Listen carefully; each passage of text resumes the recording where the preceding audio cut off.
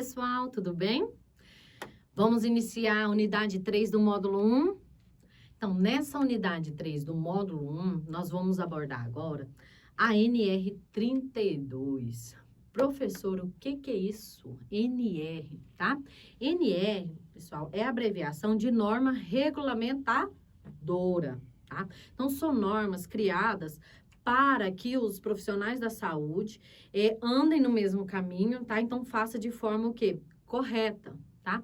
E a NR32 é uma legislação criada pelo Ministério do Trabalho e Emprego, tá? Que estabelece as medidas de proteger a segurança e a saúde dos trabalhadores em saúde, em qualquer serviço de saúde, inclusive aqueles que trabalham em escolas, ensinando ou pesquisando. Tem como objetivo, pessoal, prevenir acidentes ou adoecimento desses profissionais, tá? Que são causados pelo trabalho. E eliminar também e controlar essas ações de risco desses trabalhadores, né? Então, se eu tenho algum causador de doença, o que eu posso amenizar para fazer? É isso que o Ministério do Trabalho e do Emprego faz com essas normas regulamentadoras, tá? Então, faz parte, né, da supervisão e também em ajudar isso, né, são as comissões das instituições de trabalho, que tem como caráter legal e caráter técnico. Então, pessoal, que fazem parte em relação a essa comissão de forma institucional de caráter legal e técnico, nós temos vários que fazem parte, né? Nós temos a CIPA, a CCIH, que é o Serviço de Controle de Infecção Hospitalar. Todos eles estão ali para auxiliar esses trabalhadores para que reduzam o risco desses trabalhadores do ambiente de trabalho, né? Então, eles fazem os trabalhos, fazem as orientações, fazem geralmente as rotinas, são eles que delegam essas rotinas do ambiente de trabalho para todos os trabalhadores da unidade de saúde, desde a equipe de enfermagem, a equipe médica, a equipe dos serviços gerais, tá? O serviço de nutrição. Então, são eles que vão regir de forma que esses trabalhadores vão trabalhar com segurança e reduzir os riscos de doenças desses profissionais, tá? Uma situação, né, que é interessante a gente olhar em relação a isso, em questão de direito e dever, né? Nós temos que saber que todos nós trabalhadores temos direitos e temos deveres, mas nós só temos os nossos direitos garantidos se cumprimos os nossos deveres.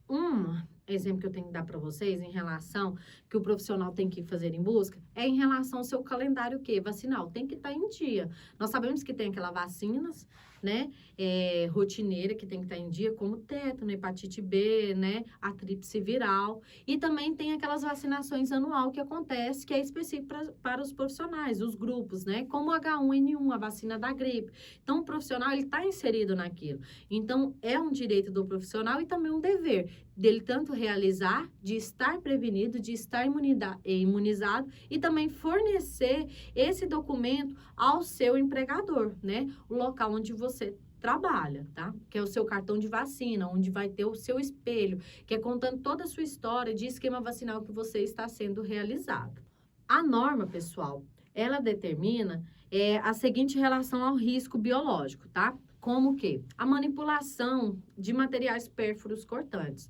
O que são esses materiais pérfuros cortantes? São as ampolas de medicamentos, tá? São as seringas, são os dispositivos intravenosos conhecidos, tá? Vulgos, abocate ou scalp, tá? E eles são manipulados por todos os profissionais no ambiente de assistência direto ao paciente, né? Ele tem contato direto, né? E a frequência, o quê? Utilização desses dispositivos, como na administração de medicamento. Manipula bastante as ampolas de medicamento e as seringas e esses dispositivos intravenosos. Entre, né, 60% e 80% das exposições que ocorrem após a realização de procedimentos podem ser evitadas com com as precauções, padrão, uso sistêmico de dispositivo de segurança, tá? Então, isso são coisas que o próprio profissional tem que fazer. O que são esses dispositivos de segurança? São os nossos, os equipamentos de proteção individual, como as nossas luvas, os nossos óculos, tá? A máscara. Então, tudo isso eu tenho que estar utilizando ao manipular esses materiais, pérfuros cortantes. O que o empregador, ele pode estar proibindo ou vetando no ambiente hospitalar de trabalho, tá?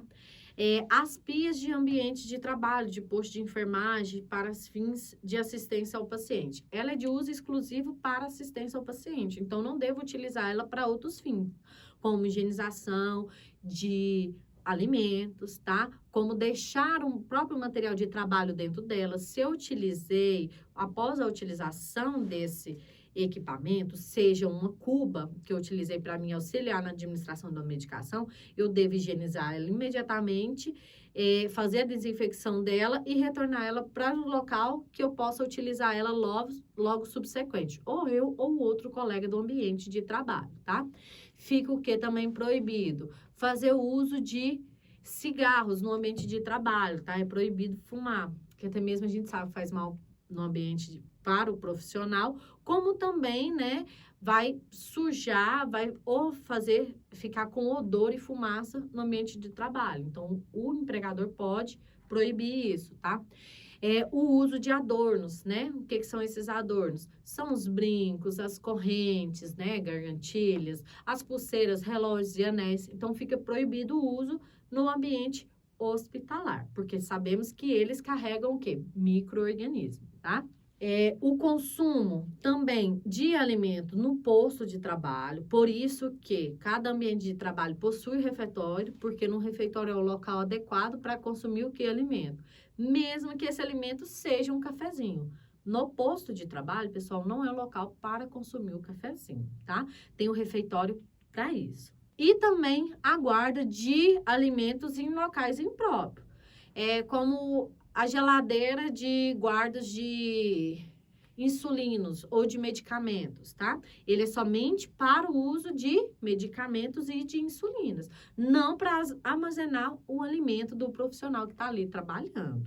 Não pode, é proibido, porque medicamento não pode ser misturado com alimentos, até mesmo pelo risco de contaminação. Todos os trabalhadores com possibilidade de exposição a agentes biológicos devem utilizar as vestimentas adequadas no ambiente de trabalho, tá? Até mesmo para ter o conforto e a segurança em fazer o seu trabalho. Se você trabalha num ambiente X, você tem que fazer o uso daquele material X de vestimenta, como, por exemplo, chamados de unissex, roupas de unissex. As do centro cirúrgico, que são aquelas rouponas, né? De manga, uma camisetona e uma calça. É a vestimenta adequada para o centro cirúrgico. Essa vestimenta, ela geralmente, comumente, é fornecida pelo empregador, tá? Ele fornece e ele higieniza e você utiliza durante o horário seu de trabalho. Após encerrada a sua atividade, você retira essa roupa, ela vai ficar lá e a lavanderia vai higienizar e vai fazer a esterilização. E você vai embora com a sua roupa. Isso é o correto. As vestimentas, tá? Elas devem ser fornecidas pelo empregador sem ônus nenhum para o trabalhador, tá?